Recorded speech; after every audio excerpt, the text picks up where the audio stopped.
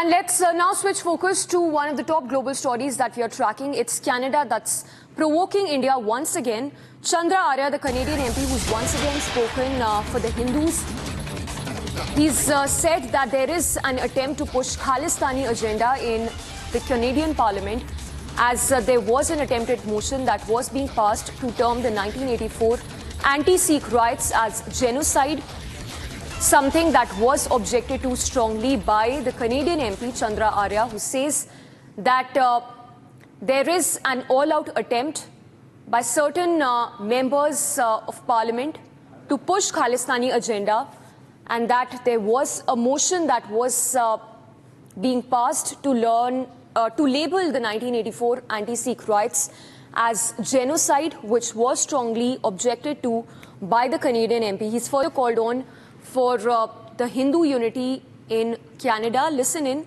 to that statement coming in from Chandra Arya, who says that he opposed vociferously that motion that was being passed to label the 1984 riots as genocide.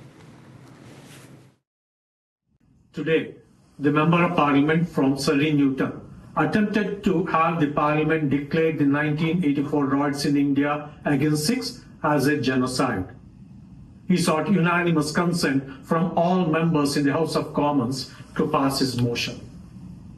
I was the only member present in the House to say no, and my single objection was enough to prevent this motion from being approved. Immediately after this, I was threatened inside the Parliament building for standing up and saying no.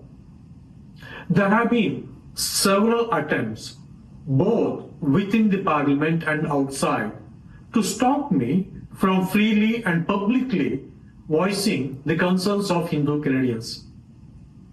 While I am proud in having stopped this divisive agenda from succeeding today, we cannot afford to be complacent.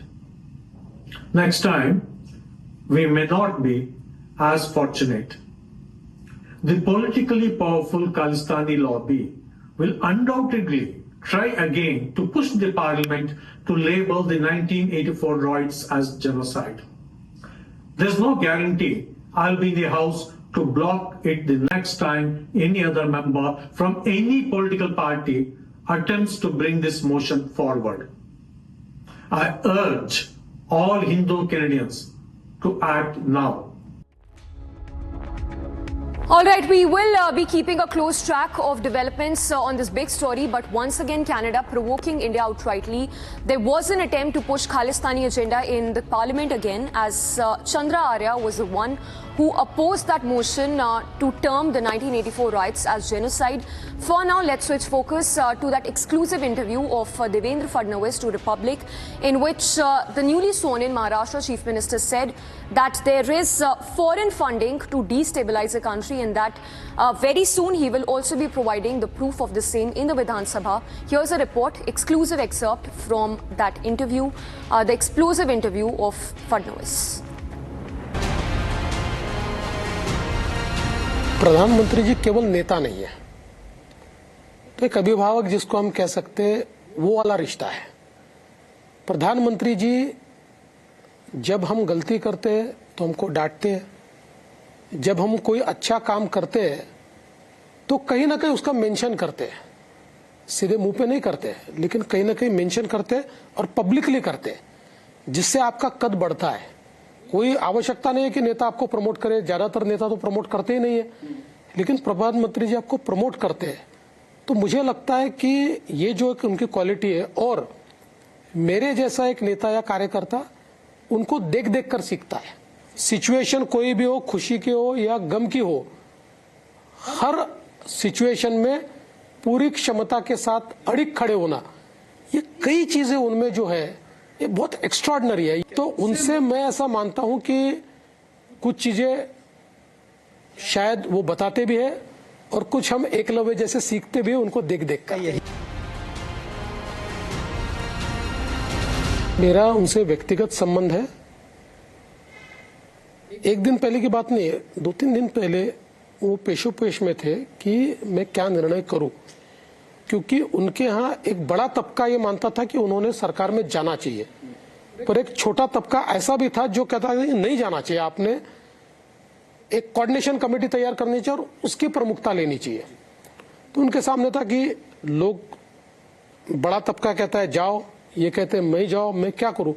उस समय मैंने उनको मेरा व्यक्तिगत उदाहरण देकर ये कहा कि आपने जो लोग कह रहे हैं उसी निर्णय के अनुसार जाना चाहिए।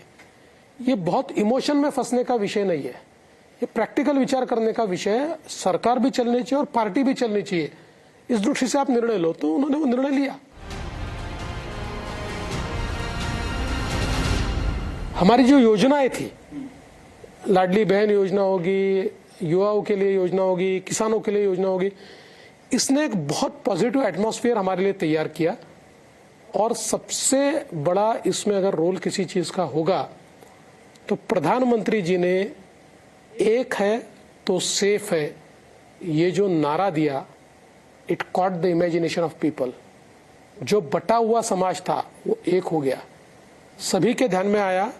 जिस प्रकार से लोकसभा में एकदम जहरीला प्रचार करके पोलराइजेशन किया गया है, इसका जवाब नहीं देंगे तो हम शांति से नहीं जी पाएंगे। ये लड़ाई फोर्सेस के साथ थी। हमारे ध्यान में आया कि लोकसभा में हमको कांग्रेस, शरद पवार जी या उद्धव ठाकरे जी पराजित नहीं कर सकते थे। उन्होंने जो एनार्किस्ट फोर्सेस यूज किए, जैसे कि भारत जोड़ो की अलग अलग संगठनाएं, ये एनार्किस्ट फोर्सेस है। इनका भारत के संविधान पर विश्वास नहीं है, संविधान लेकर घूमते हैं, लेकिन भारत के संविधान ने जितनी संस्थाएं तैयार की, उन संस्थाओं पे से लोगों का विश्वास उठ जाए, इलेक्शन कमीशन से उठ जाए, सीएजी से उठ जाए, उच्च न्यायालय से उठ जाए, आरबीआई से उठ जाए, इस प्रकार की ये लोग प्रयास लगातार करते, एक एनार्की तैयार करने का प्रयास करते। तो हमारे ध्यान में है कि एनार्किस्ट फोर्सेस से लड़ना तो पॉलिटिकल पार्टी नहीं लड़ सकती। इसलिए हमने हमारी विचार परिवार की संस्थाओं को ये निवेदन किया कि राजनीति तो हम कर लेंगे, आपको राजनीति करनी नहीं है, लेकिन नेशनलिस्ट फोर्सेस के खिलाफ जो एनार्किस्ट फोर्सेस खड़ी हुई है उसका जवाब नेशनलिस्ट फोर्सेस ने देना चाहिए। और नेशनलिस्ट फोर्सेस ने उसका जवाब दिया, उनका नैरेटिव टूट गया। ये जो भारत जोड़ो के नाम से 160-180 संगठनाएं साथ में आई थी, इनमें से कई संगठनाएं ऐसी है कि जिनका फंडिंग चेक किया जाना चाहिए, जिनका फंडिंग ये फॉरेन फंडिंग है और ऐसे तत्वों से आ रहा है जो दुनिया के कई देशों में डिस्टेबलाइजेशन का काम कर चुके हैं, डिस्टेबल करने का काम कर चुके हैं। ऐसी सारी संस्थाओं को एक साथ करके, और आप देखिए उस समय कई फॉरेन मीडिया ने भी एक बहुत ही कलर्ड रोल प्ले किया। कलर्ड महाराष्ट्र में भी बहुत ही कलर्ड रोल प्ले किया। तो ये तो 1+1 हमको ध्यान में आता है। अब इसको आधिकारिक तौर पर जिन्होंने कहना चाहिए वो कहेंगे। जिस प्रकार 2012 से 2024 तक महाराष्ट्र में जितने राइट्स हुए, जितने दंगे हुए, इन दंगों में जिन मुसलमानों को अरेस्ट किया उनके सारे केसेस वापस लिए जाए।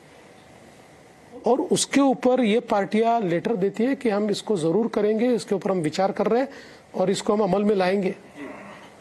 तो कहीं ना कहीं उसके बाद सज्जाद नोमानी आकर कहते हैं कि वोट जिहाद करो, इसलिए फिर हमको उसका जवाब देना पड़ेगा। और पढ़ा और मैंने जवाब दिया। अब मैंने कहा कि भाई अगर आप वोट जिहाद करोगे तो महाराष्ट्र की जनता वोटों का धर्म युद्ध करेगी और वो धर्म युद्ध से जवाब देगी। रिविजिट करने का तो सवाल नहीं होता है, क्योंकि इन्वेस्टिगेशन चल रहा है। तो इन्वेस्टिगेशन जब चलता है तो उसमें एज ए मिनिस्टर हमारा कोई रोल नहीं होता है। It is totally separate from the government और it is not expected from the government to interfere. हाँ, जरूर हम लोग सीबीआई को ये निवेदन करेंगे कि उनके पास जो केसेस है उन केसेस को ज्यादा तेजी के साथ उसका इन्वेस्टिगेशन वो करे।